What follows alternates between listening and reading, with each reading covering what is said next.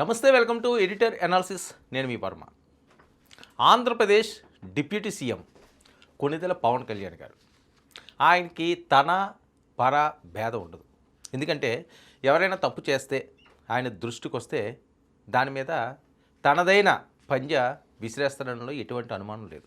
కూటమి ప్రభుత్వం అధికారంలోకి వచ్చిన తర్వాత పవన్ కళ్యాణ్ పాలన ఎలా ఉంటుందో, పవన్ కళ్యాణ్ ఏం చేయబోతున్నారో, ఆయనకి రాజకీయాల్లో అనుభవం లేదు, అధికారం వస్తే ఆయన ఎంతవరకు నిలబెట్టుకుంటారు, ఇవన్నీ కూడా ప్రశ్నలు. ఆ ప్రశ్నలకన్నిటికీ కూడా ఇప్పుడు సమాధానాలు వచ్చేస్తున్నాయి. పవన్ కళ్యాణ్ తనదైన స్టైల్లో తనదైన మార్కుతో ముందుకు సాగిపోతున్న నేపథ్యం, ముఖ్యంగా పిఠాపురం ప్రాంతంలో ఎక్కడైనా అవినీతి జరిగిందంటే దాని మీద ఆయన దండయాత్ర చేస్తున్నాడు.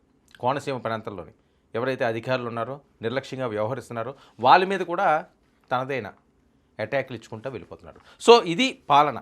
అది ప్రభుత్వంలో ఉన్నాము, మనం ఎవరిని అనకూడదు, మన ఎమ్మెల్యేని అనకూడదు, మన మంత్రిని అనకూడదు, ఎదటి వాళ్ళని అందాము, ప్రతిపక్షం వాళ్ళతో మాట్లాడతామనే విధంగా రాజకీయాలు చేస్తే అధపతాలానికి వెళ్ళిపోతారనడంలో ఎటువంటి అనుమానం కూడా లేదు.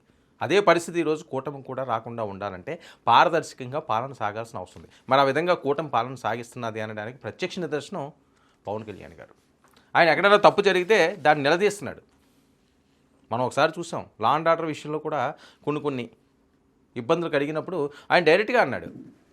అలాగే సీఎం చంద్రబాబు నాయుడు, పవన్ కళ్యాణ్ గారు పవన్ కళ్యాణ్ గారు సీఎం అంటే 15 సంవత్సరాలు మా పొత్తు ఉంటుంది, ఆయన సీనియరు, ఆయనకి అన్ని అనుభవం ఉన్నది, పదవి రావడం అది గొప్ప కాదండి, దాన్ని నిలబెట్టుకోవడం గొప్ప. పదవి వస్తుంది, లేకపోతే కొన్ని వాటిలో ఒకసారి విజయం వస్తుంది. ఆ విజయం వచ్చినంత మాత్రాన, ఒక మ్యాచ్లో కొట్టినంత మాత్రాన, లేకపోతే ఒక గేమ్లో గెలిచినంత మాత్రాన, ఒక సినిమా హిట్ అయినంత మాత్రాన మన కొమ్ములు నెత్తి మీదకి వచ్చి రొమ్ములు ఎరబోడ్చుకొని మనం అంత పోటుగాడు లేడు, మనం అంత పీకేసేవాడు లేదంటే ఎవరు గర్వానికి పోయినా తలకెక్కించుకున్నా అది ఎప్పుడు కూడా కిందకి దింపేస్తుంది.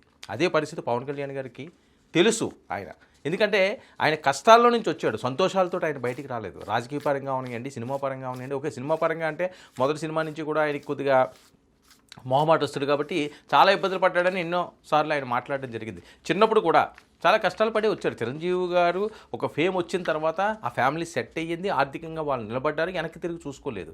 కానీ ఈయన సినిమా దగ్గర నుంచి స్టార్టింగ్ నుంచి ఇబ్బందులు పడ్డాడు. మధ్య మధ్యలో ఫెయిల్యూర్లు వచ్చినాయి, మధ్య మధ్యలో సూపర్ డూపర్ హిట్లు వచ్చినాయి. అప్ అండ్ డౌన్స్లోనే పవన్ కళ్యాణ్ జీవితం అంతా కూడా నడిచింది. వాస్తవం అది, కళ్ళెదురు కలుపెడుతున్న సత్యాలు. మరి ఎలాంటి పరిస్థితుల్లో రాజకీయ పరంగా కూడా 2014లో ఆయన రాజకీయ కొత్త పార్టీ పెట్టినా, ప్రజారాజ్యం పార్టీలో ఉన్నాడైనా, యువరాజ్ అధ్యక్షుని కదా, అది ఫెయిల్ అయ్యింది. ఆ తర్వాత ఏం చేయాలో అర్థం కాని పరిస్థితి. జనసేన పెట్టారు, జనసేన పెట్టినప్పుడు ఏ రకంగా ముందుకు సాగాల ఇబ్బందికర పరిస్థితులు, ఏ రకంగా రాజకీయాలు ఎదుర్కోవాలి. అప్పటికే బలంగా ఉన్న కాంగ్రెస్ పార్టీ అవనివ్వండి, లేకపోతే తెలుగుదేశం పార్టీ అవనివ్వండి, చాలా బలంగా ఉన్నాయి, లేకపోతే ఇప్పుడు వైఎస్ఆర్సీపీ అవనివ్వండి, నువ్వా నేనా అన్నట్లుగా ఉండే పరిస్థితి. ప్రజారాజ్యం పార్టీ నుంచి ఆయన చూసుకొస్తున్నాడు ఈ పార్టీలన్నింటినీ. 2019లో ఏమైంది? ఒక్క సీటు కూడా గెలలేదు. తను 2 చోట్ల పోటీ చేస్తే ఓడిపోయిన పరిస్థితి. గెలిచిన ఒక్క వ్యక్తి ఉన్నాడో ఓడాడో కూడా తెలియని దుస్థితి. ఇన్ని కష్టాలు భరించుకుంటూ వచ్చిన తర్వాత 2000లో ఆయనకు వచ్చిన విజయం ఇది. ఆ విజయం నిలబెట్టుకోవాలంటే ఏ రకంగా ముందుకు సాగాలి, నేనే సీఎం అవ్వాలి అనే ఆలోచన ఆయనకుంటే అంత బలం జనసేనకు ఉందో లేదా అన్నది ఆత్మవిమర్శ చేసుకుంటే ఎవరికి అర్థం కాదా? ఆయనకు తెలిసింది. వాస్తవ రూపంలో నడుస్తున్నాడు ఆయన వాస్తవాల్లో నడుస్తున్నాడు. అందుకనే 15 సంవత్సరాలు అంటున్నాడు. ఈరోజు వచ్చేది కాదు అది. అదృష్టం కొంతమందికి వస్తుంటుంది, కొన్ని వర్కౌట్ అవుతాయి, అది వేరే అంశం. కానీ పవన్ కళ్యాణ్ గారి మెంటాలిటీకి ఆయన ముక్కుసూటిగా ఉండే తత్వమే. ఇక పిఠాపురంలో పవన్ సంచలనం, అవినీతి అధికారులపై కఠిన వేటు, డిప్యూటీ సీఎంగా పవన్ నిష్పక్షపాత నిర్ణయాలంటూ పెద్ద ఎత్తున ట్రోల్స్, రాజకీయ వర్గాల్లో కలకలం, పవన్ ఆపరేషన్ క్లీనప్, కోనసీమ కొబ్బరి రైతుల సమస్యలపై నిర్మోహమాటంగా స్పందించిన పవన్, నేను సీఎం కాను, పరిష్కారం కోసం చంద్రబాబు దృష్టికి తీసుకువెళ్తానని చెప్పి ఆయన ఓపెన్గా చెప్పాడు. ఇప్పుడు నా చేతుల్లో లేదు కొన్ని కోట్లు ఇచ్చడానికో చేయడానికని, ఖచ్చితంగా ఆ విలువ ఇవ్వాల్సిన అవసరం ఉంది ఎవరికైనా సరేని. సీఎం ఆయన కానప్పుడు కొన్ని హామీలు ఇవ్వచ్చు, ఇచ్చేవారు చంద్రబాబు నాయుడు గారి ద్వారానే నెరవేర్చుకోవాలి. అందుకని డిప్యూటీ సీఎంకి అంత విశిష్ట అధికారాలు ఉండవు.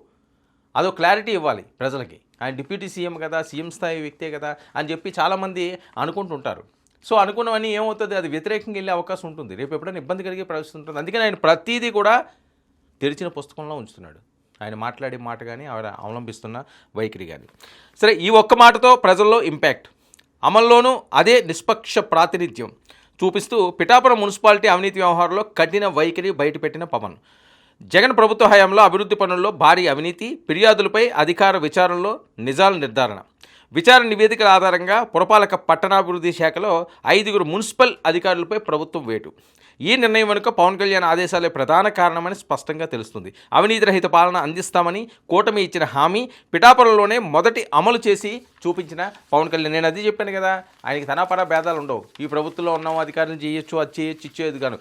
ఈ ప్రభుత్వంలో ఉండి ఈ ప్రభుత్వంలో రిక్రూట్ అయిన వాళ్ళు తప్పు చేసినా ఆయన దృష్టికి వెళ్తే వెంటనే వేటు పడిపోతుంది. అందుకని తస్మాత్ జాగ్రత్త, ఎవరి పని వాళ్ళు చేసుకుంటూ ప్రశాంతంగా ఉండండి. అనవసరంగా ఆయన దృష్టికి వెళ్ళకండి, లేనిపోని కొని తెచ్చుకోండి, మీ కుటుంబాలను రోడ్లు పెట్టుకోకండి.